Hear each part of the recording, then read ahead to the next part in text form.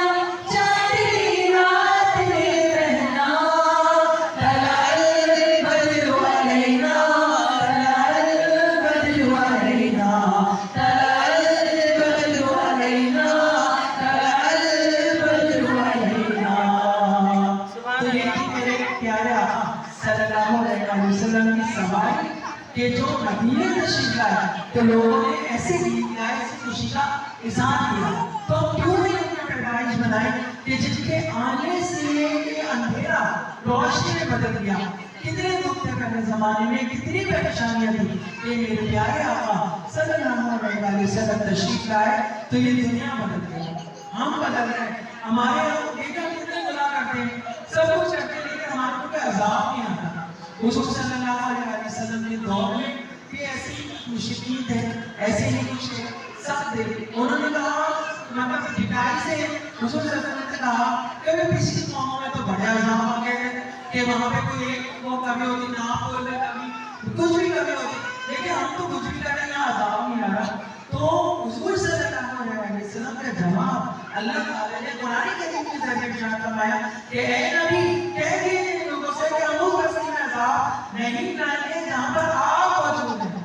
تو پھر ان کو نام پڑھتے ہیں یہ کرم ہے حضور کا، ورنہ آنے والے عذاب آتے ہیں تو ہم بھی کتنے عذاب آتے ہیں کہ حضور صلی اللہ علیہ وسلم کی توفیق ان کے صدقے ٹر جاتے ہیں۔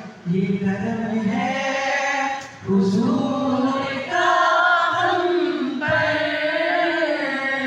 آنے والے عذاب ٹلتے ہیں، روکتی ہے آپ کی نسبت،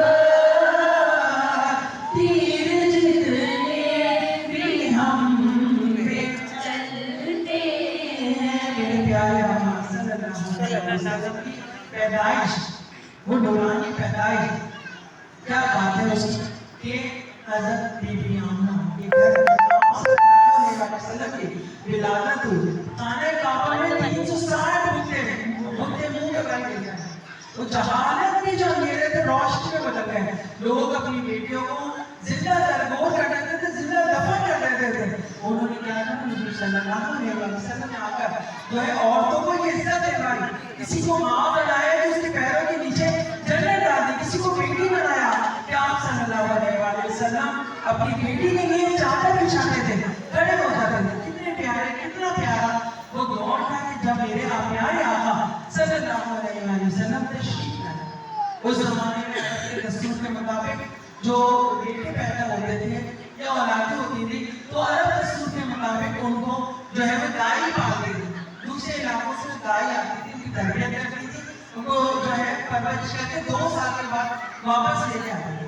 میرے پیارے آقا صلی اللہ علیہ وسلم کی ولادت ہوئی، ہر طرف ہریالی ہریالی چھا گئی، مطلب ربیع بھی کہتے ہیں بہار کو، بہار آ گئی۔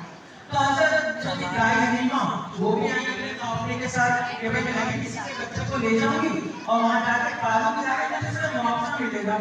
تو ہر دائی یہ چاہ رہی تھی کہ میں کسی ایسے مالدار گھرانے میں جاؤں جہاں مجھے اچھا معاوضہ مل جائے۔ سب نے کسی نہ کسی کے قریش قبیلے کے بچوں کو لے لیا اور میرے پیارے آقا صلی اللہ علیہ وسلم غیرت یتیم تھے، وہ رہ گئے۔ تو دائی حلیمہ کے پاس بھی کوئی بچہ نہیں آیا تو انہوں نے اپنے شوہر سے کہا کہ بھائی یہ رہ گیا کسی کو گود لے لوں، تو انہوں نے کہا چلو کوئی نہیں ہم اسی کو پالیں گے۔ لیکن کیا بات ہے میرے پیارے آقا صلی اللہ علیہ وسلم کی کہ دائی حلیمہ کی گود میں آتے ایسا لگا انہوں نے کسی نور کو اپنے گود میں لے لیا۔ ان کی جو بکریاں سوکھی ہوئی تھی وہ بھی ماشاءاللہ ایسی ہو گئی بالکل جاندار کہ ان کی بکریوں کے دودھ سے حضور صلی دودھ پیا. پھر دائی حلیمہ جب اپنے قافلے کے ساتھ گئی, جب آ رہی تھی تو بالکل ان کی بکریاں ایسی تھی, تو اندر کیا رہی تھی, جب واپس جا رہی تھی تو اتنا تیز ان کی بکریاں چل رہی تھی کہ وہ سب سے آگے نکل گئی. یہ حضور صلی اللہ علیہ وسلم کا کرم تھا کہ ان کی گود میں وہ آمنہ کا نال آ گیا تھا. پھر وہ اپنے قافلے میں پہنچی تو پھر رات میں ایسا ہوا کہ سب سو گئے. اب جب کسی نے دیکھا تو دائی حلیمہ کی جو چھوٹا سا ان کا گھر تھا وہاں سے نور کی کرنیں نکل رہی, روشن ہے پورا گھر. تو صبح عورتوں نے کہا کہ حلیمہ تم نے اپنے گھر میں سے کون سا چراغ روشن کیا ہے کہ ایسی نور کی کرنیں پورے علاقے کو روشن کر رہی ہیں؟ تو انہوں نے میرے گھر میں تو چراغوں جلانے کا تیل بھی نہیں تھا, یہ کون سے ایسے چراغ کر رہے ہیں کہ جس کی وجہ سے پورا علاقہ منور ہو گیا.